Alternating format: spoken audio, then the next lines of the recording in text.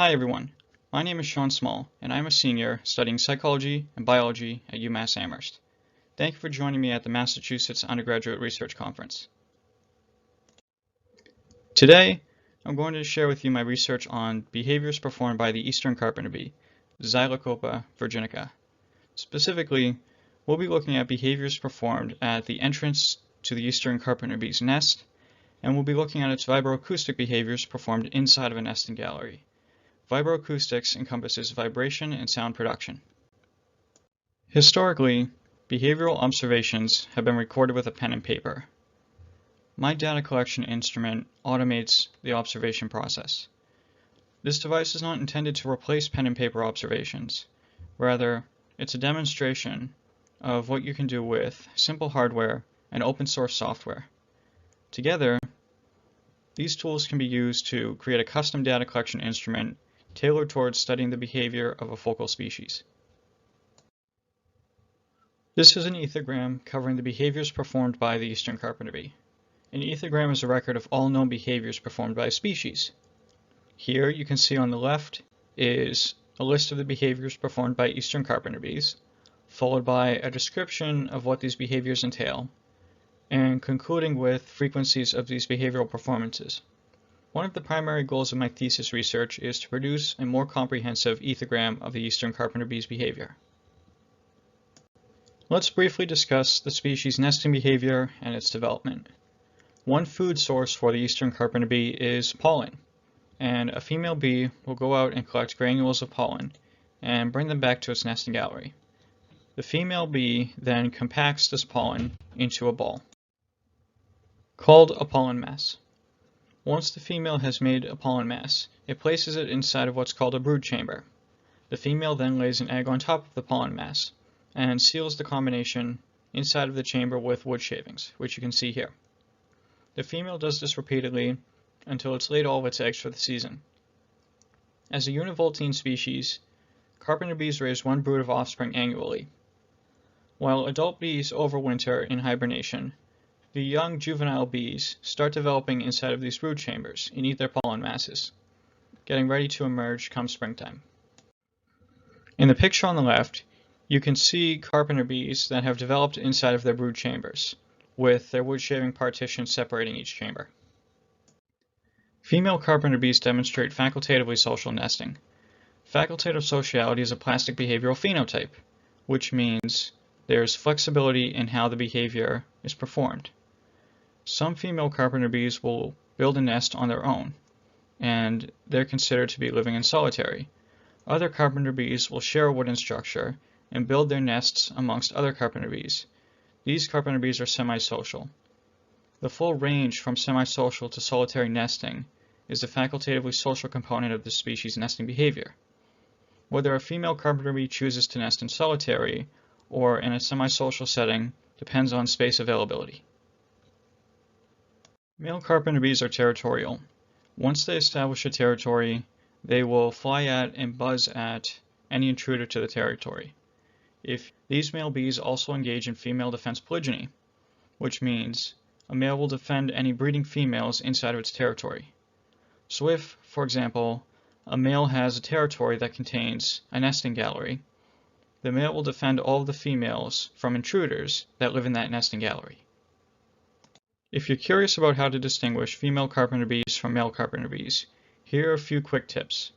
If you look at female carpenter bees, you'll see they have large mandibles, which are essentially the carpenter bee's jaws. Female carpenter bees use these large mandibles to bore their tunnels in wooden structures. Males of this species do not bore tunnels in wood. If you look at the male carpenter bees, they have this spot on their head, and that spot is a clear indication of a male carpenter bee. Regarding the species' behavior, I asked 3 questions. First, I want to understand how often the species perform their behaviors. Does a carpenter bee perform one behavior more frequently than the other?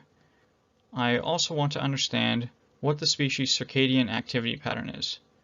So I'm looking for when the species is most active during the day and when the species is least active during the day in a 24-hour period. Lastly, I'm investigating what sound-producing behaviors are performed inside of the nesting gallery. Once again, Vibroacoustics covers vibration and sound production. To observe the bees, I built artificial nests. Here you can see the entry hole to one of the artificial nests. Connected to that hole is a 40 centimeter long tunnel that the bees will live inside of. On the right, you can see one of the nests erected upon a 2x6 board. After building the artificial nests, it was time to extract carpenter bees from their natural nest. With a combination of wood chisels and saws, I opened up these carpenter bee tunnels, and with tweezers I extracted them one by one from their nests. Next, it was time to move the carpenter bees into the artificial nesting galleries. So I again picked up the carpenter bees with tweezers, and I placed them into their new nesting galleries, one by one, in the same order in which I removed them from their natural nests. After that, it was time to set up the data collection instrument. This data collection instrument is built around a Raspberry Pi Zero, which is a single board computer. A single board computer can do all the things that your computer can do, just maybe not quite so quickly. Attached to the Raspberry Pi Zero is an ArduCam day-night camera. This camera records in the visible light spectrum during the day and in infrared at night. At any point in time when motion is detected at the entrance to a nesting gallery, the camera will save the footage locally on the Raspberry Pi's microSD card and remotely in a shared network folder. Next, you can see I'm attaching the uninterruptible power supply, which is the pink Pi Juice board. The uninterruptible power supply comes with a battery, and together they regulate device electrical current flow. If the power were to go out, the battery will turn on and prevent the device from losing power, even in the event of a mains power outage. This way, data collection continues even if there's power loss. Here you can see I'm adding audio cables to the device. These audio cables are connected to transducers that are attached to the outside of one of the artificial nests. The transducers provide audio input to the Raspberry Pi, and that's how I record sounds produced within the nesting galleries. Here, I'm using hot glue to hold everything in place. Next, it's time to add the thermistor. The thermistor is a contact thermometer. In this case, I'll be using the thermistor to record daily air temperatures. Now, it's time to attach the ArduCam to the enclosure cover. Now, once sealed, this enclosure is rated to be watertight and dust resistant, so the data collection instrument will operate without concerns of weather damage.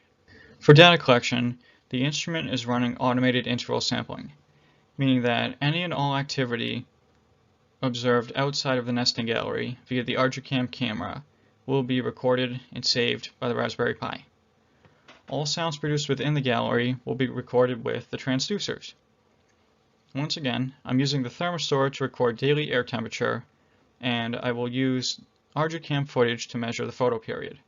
Here, the photo period represents the amount of time when there's incident light upon a nesting gallery. For data analyses, I'm first going to compare the date and time stamps on the datums. By comparing the date and time stamps, I can figure out when the species is most active and when the species is least active. I'm going to count the cumulative performances of each recorded behavior to understand how often eastern carpenter bees perform each of their behaviors. And then I'm going to perform sound source localization on the vibroacoustic data. Sound source localization is a method for identifying where sound comes from. So if you look at the person in the center of this figure, they have two ears. And sound is localized on three axes: the elevation, distance, and azimuth axes. With these three axes and a central point, you can figure out where sound is coming from. If you look at the figure on the right, you can see the blue and red ears. If we think of each of those ears as microphones, and we see that a sound wave is arriving at them, we see that sound reaches each microphone at a different time.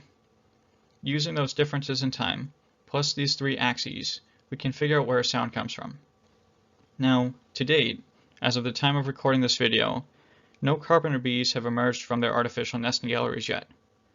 If you tune back into my YouTube channel in about a month's time, I'll share with you another video covering my data collection, my analyses, my results, and my conclusions.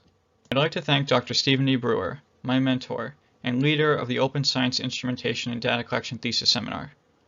I also want to thank my LSIDC peers, Emmett, Andrea, Sean, and Andrew. Dr. Brewer and my peers alike have provided me with invaluable feedback throughout the course of my research.